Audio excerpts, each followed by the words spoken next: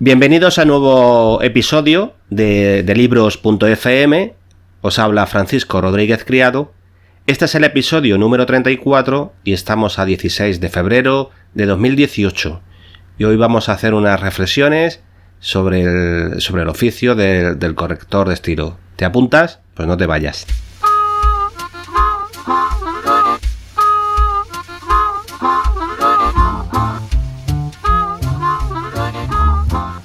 Bueno, pues las reflexiones son una nota a pie de página, por así decirlo, de un vídeo que vi el otro día de una correctora, se llama Cristina Núñez, filóloga, periodista, e imparte cursos de corrección. Y se le preguntaba en ese vídeo, bueno, es un vídeo promocional, pero ¿se puede corregir el estilo? Y ella, lo voy a entrecomillar, decía exactamente: la corrección de estilo consiste en corregirlo todo menos el estilo, aunque parezca paradójico. Sí que es paradójico y uno se piensa cómo puede ser eso posible, ¿no?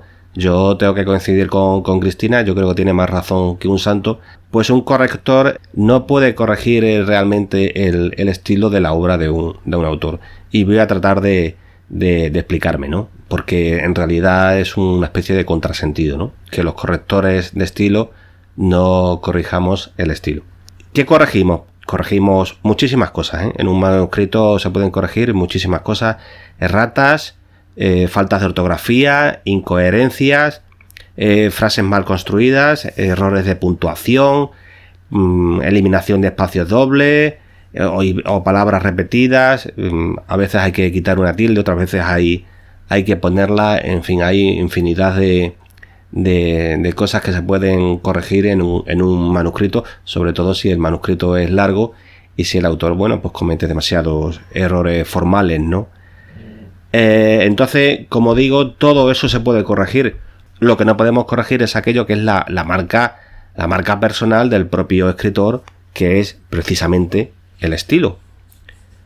Porque si corriges el estilo, digamos que ese autor está perdiendo sus características, lo que le hace distinguible de otra persona, ¿no?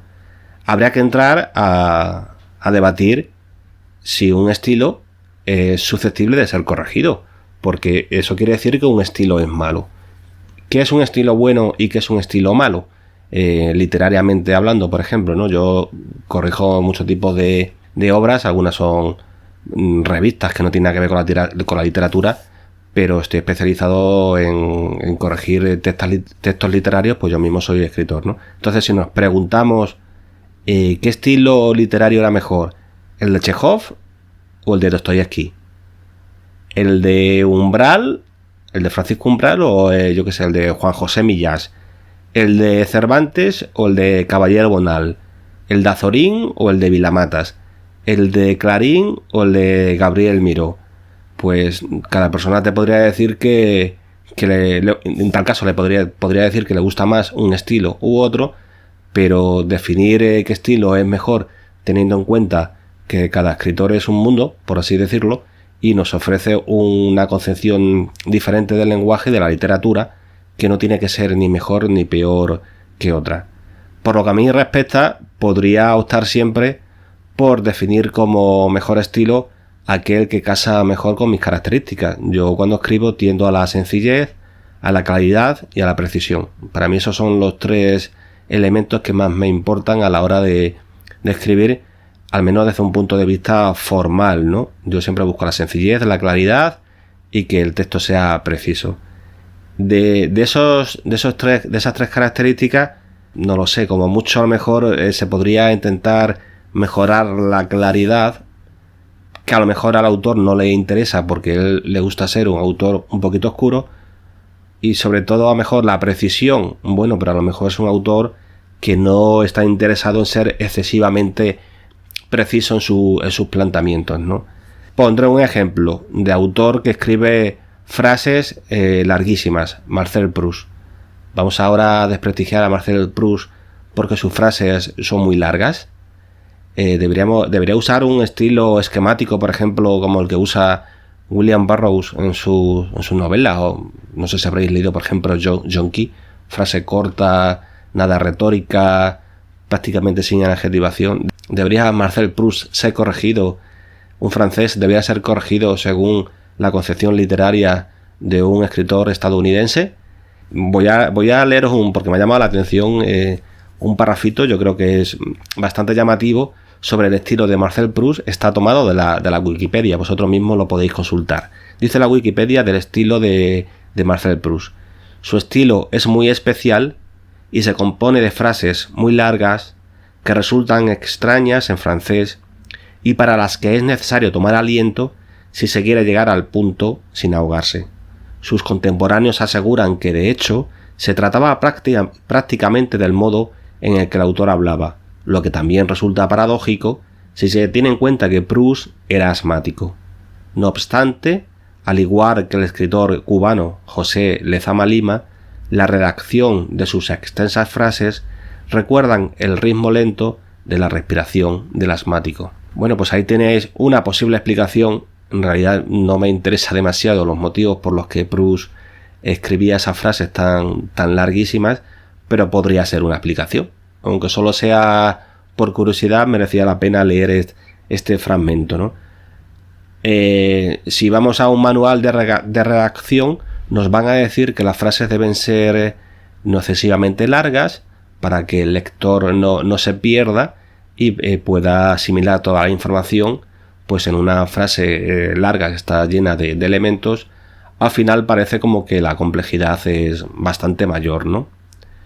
Si os dais cuenta, si leéis los textos que se leen en internet, sea de la temática que sea, se busca frases que sean más bien cortas y párrafos también más bien cortos, lo que se llama un texto esponjado, ¿no? Que digamos que sea agradable a la vista. Marcel Proust escribía más bien pues texto corrido, como digo, con frases muy largas, y ahí tenéis que es uno de los grandes escritores de todos los tiempos, ¿no? De hecho, se le considera pues uno de los autores que revolucionó la concepción de la novela.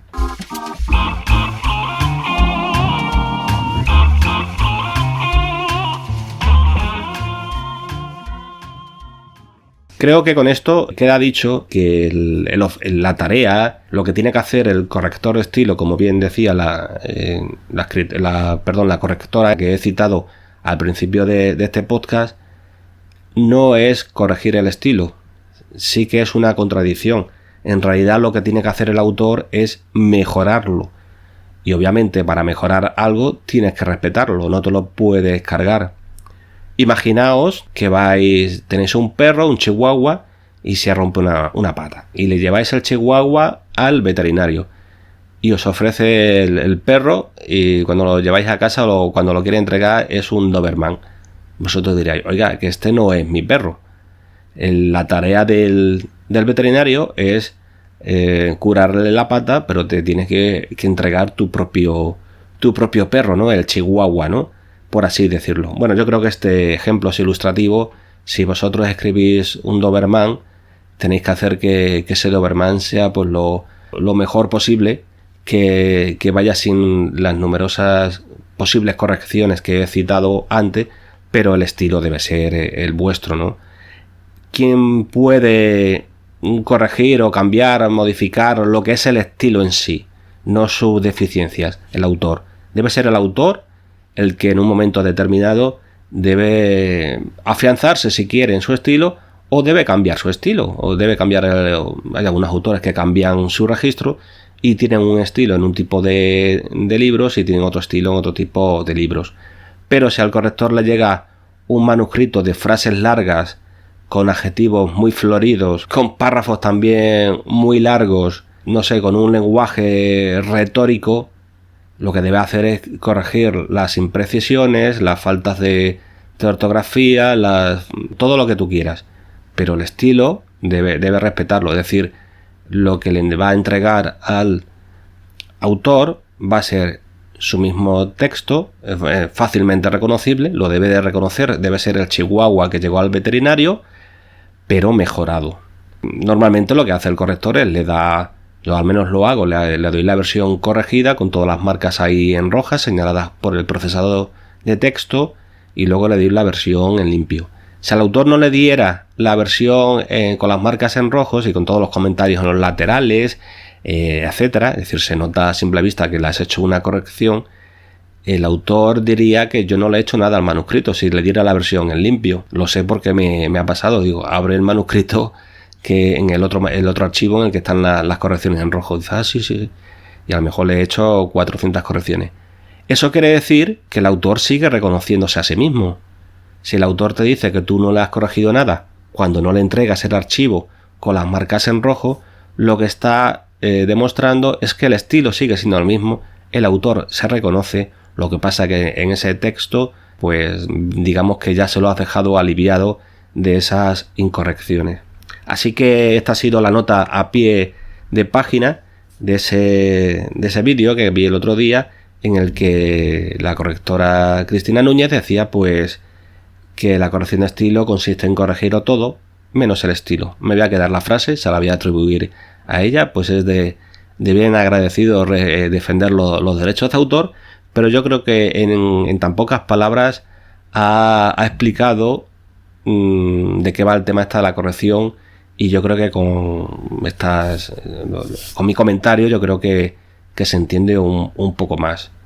Le puede venir bien esto a muchas personas, a posibles clientes, conmigo al menos contactan y alguno que otro, no muchos, pero algunos que otros, el hecho de que nos llamemos correctores de estilo les asusta un poco. Me dice que sí, que quiere una corrección o solicitar un presupuesto de una corrección, pero que el estilo, cuando se lo devuelva en caso de que te acepten el presupuesto, que le da miedo que se lo haya cambiado, ¿no? Pues mira, ahí tenéis que estar tranquilo, porque si escribís con frases cortas, si son correctas, esas frases cortas deberían seguir. Si escribís con frase larga, debería seguir. Si el estilo es sobrio, debería ser sobrio. Si el estilo es un estilo muy florido y rimbombante, debería seguir siéndolo, aunque al corrector, como es mi caso, ese estilo no le guste mucho.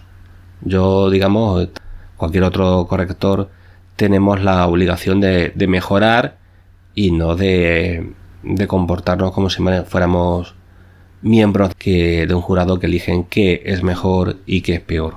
Lo que es mejor es una prosa fácilmente legible, sin errores gramaticales, y que el lector pueda comprender perfectamente.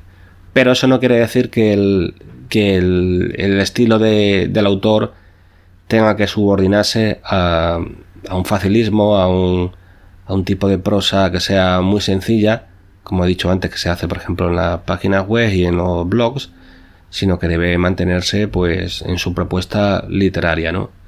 A lo mejor hay un escritor que le gustan los lectores machos. Esa era la definición que le daba Julio Cortázar a ese tipo de lectores, que se arriesgaban a leer en libros que no eran fáciles.